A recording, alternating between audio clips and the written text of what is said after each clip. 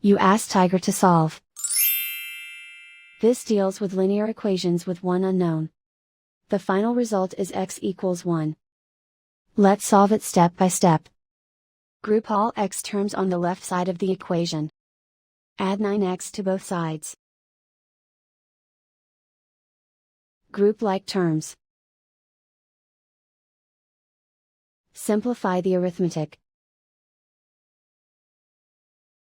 Group like terms.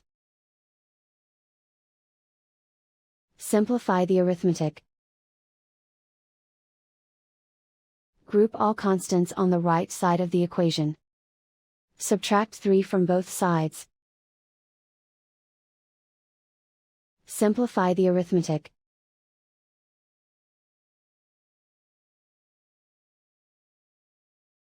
Isolate the x. Divide both sides by 2. Simplify the fraction.